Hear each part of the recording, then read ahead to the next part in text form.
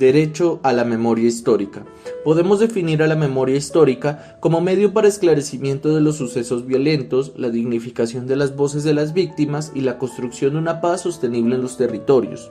o entendida como un hilo entre pasado, presente y futuro que otorga un sentido a la experiencia tanto individual como colectiva. La memoria es un recurso para cambiar la percepción que tiene la sociedad de algunos hechos violentos para poder entender y comprender la verdad como una forma de reparación de las víctimas de un conflicto, de tal manera que se busque llegar a la paz. Recordemos que el pasado doloroso de la historia colombiana no ha cesado en su totalidad. Reconocer la verdadera historia nacional nos permitirá de forma alguna perdonar, sanar y superar las dolencias causadas por el conflicto.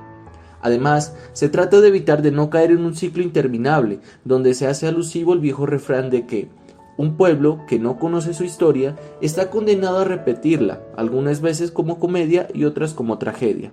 Así entonces, la memoria es importante en la justicia transicional para el resarcimiento de derechos y reconciliación de las víctimas con sus agresores.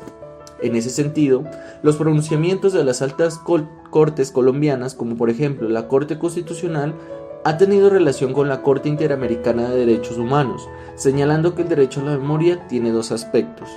En primer lugar, es un derecho de carácter colectivo, en tanto que permite a la sociedad comprender los actos llevados a lo largo de la historia del conflicto colombiano, para poder afrontarlos desde su presente y bajo un aprendizaje de los mismos, puedan proyectarse para consolidar un mejor futuro. Pero también se entiende como un derecho subjetivo, pues debe atender a las necesidades individuales de reparación de quienes se han visto afectados. De forma similar y a criterio del máximo órgano de la jurisdicción contencioso-administrativa, el derecho a la memoria está consagrado en cabeza del Estado, el cual debe mostrar total voluntad a la hora de suministrar garantías y condiciones que propendan hacia un avance de la sociedad, en aras de una reconstrucción de la memoria, además del respeto por el derecho a la verdad que auxilia a las víctimas y a la mayoría de la población. Igualmente, en satisfacción de un propósito honorable, como lo es el proceso de reconciliación que debe afrontar la sociedad colombiana en un eventual escenario de desmovilización de los grupos guerrilleros, la Corte Interamericana de Derechos Humanos, en un cumplimiento cabal y arduo de su deber como guardiana, garante y promotora de los derechos humanos, ha señalado en diversas ocasiones la ferviente necesidad de posicionar el derecho a la memoria como aquella forma de contribuir a resarcir a los individuos afectados con la violación de sus derechos humanos, además de ordenar medidas para la prevención de la memoria histórica que busca la no repetición de tales violaciones, directrices que han sido asumidas de manera idónea en cabeza de las Cortes Techo colombianas. Es aquí donde la reparación simbólica se enmarca en los objetivos de justicia restaurativa y es la manera en que el Estado entra a reconocer que hubo un cierto grupo de personas a las que se les vulneraron un cúmulo de derechos humanos fundamentales, por los cuales muchas personas lucharon por la paz y defensa de los mismos, pero que en el transcurso de esa batalla fueron asesinados. Concretamente se habla de los actos de reparación simbólica, que pueden ser físicos, como la creación de una placa o monumento, derivados de sentencias proferidas por tribunales nacionales y en algunos casos dictados como órdenes de la Corte Interamericana de Derechos Humanos, convirtiendo al Estado en el garante de que esto se lleve a cabo.